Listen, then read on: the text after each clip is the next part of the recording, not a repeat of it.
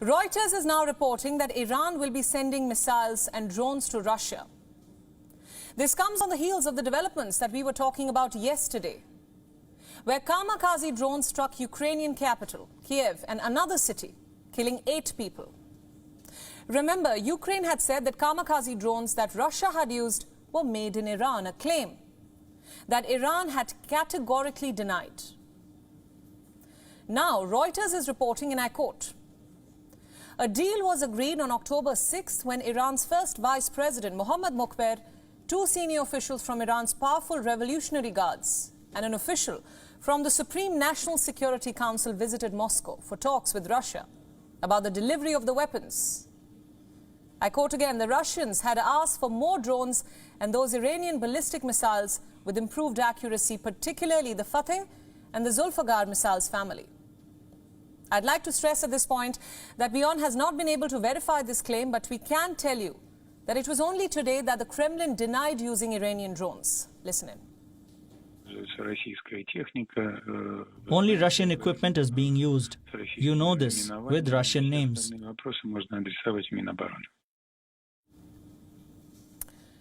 So how is Ukraine reacting to this? Kiev says it is moving to cut diplomatic ties with Iran. What's more, it is also sending an official note to Israel seeking immediate air defense supplies. Take a look. Tehran bears full responsibility for the destruction of relations with Ukraine. I am submitting to the President of Ukraine a proposal to break diplomatic ties with Iran.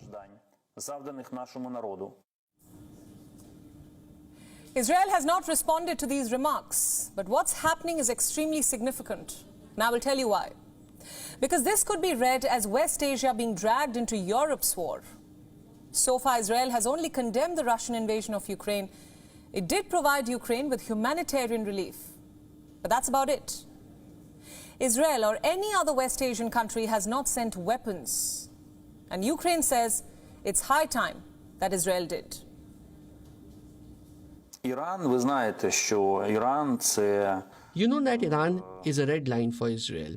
After Iran directly became involved in the aggression against Ukraine, I think that anyone in Israel who had any doubts as to helping Ukraine or not has now had their doubts dispelled. Now, all of this comes on a day which began with Russia striking Ukraine's energy facilities. Once again, drones were used.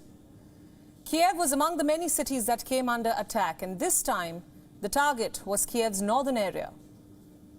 It houses a thermal power station. Explosions were heard there at 9 a.m. local time. And this is what followed. Thick plumes of smoke could be seen rising over Kiev's skyline. The neighborhood of Troishina was left without any power and water.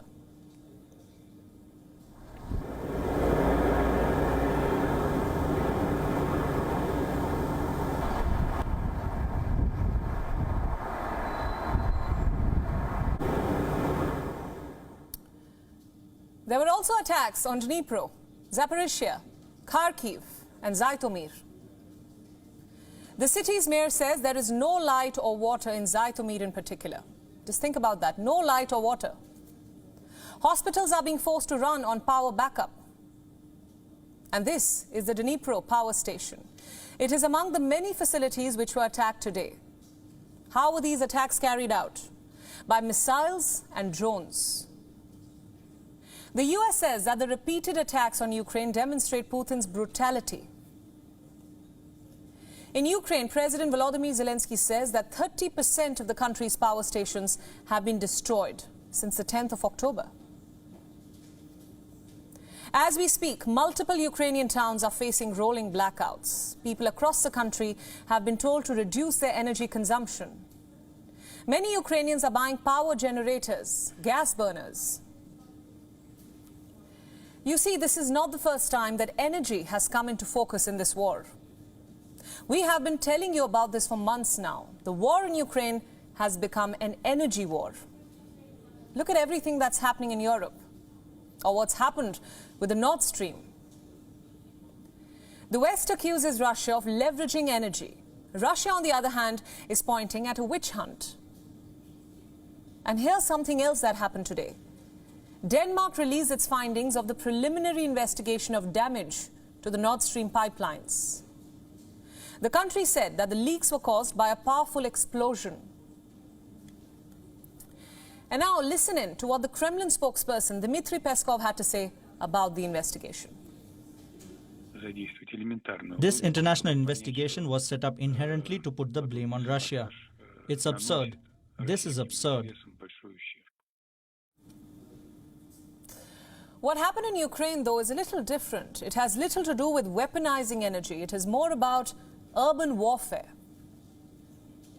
I don't know if you've noticed, but for more than a week now, we have seen a change in Russia's approach.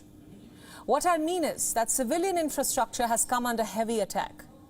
Apartment buildings have been targeted. So have college areas, playgrounds. So is it a trick to try and build pressure on civilians? We told you about the various cities that Russia attacked today. Let me give you some numbers. Zhytomyr is a city of some 263,000 people. Dnipro is a city of 1 million people. Kharkiv of 1.43 million people. Can so many people afford to scramble for energy in pre-winter months? Now isn't the time when Ukraine can afford heating outages. And that's exactly what the West is pointing at. It says that Russia is trying to demoralize Ukrainians. Should it be surprised, though?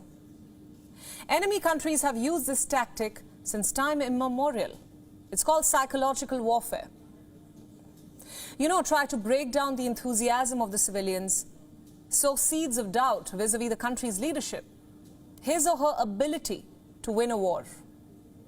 Is this what Russia is trying to do? Is this the game? With its General Armageddon, as he's known as, Sergei Surovikin is playing. Take, for instance, what happened this morning. While energy facilities appear to be the primary targets, there were also attacks on residential infrastructure. In Mykolaiv, an apartment building was hit. At least one man died.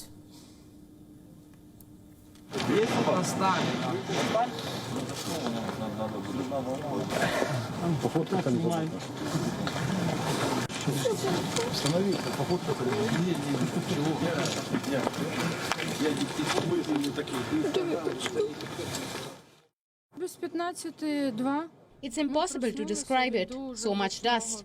We were in the basement. We crawled out through openings in the ground. Our neighbor died, unfortunately. Well, the Russians probably get pleasure from this. They get pleasure from us feeling bad. They feel pleased.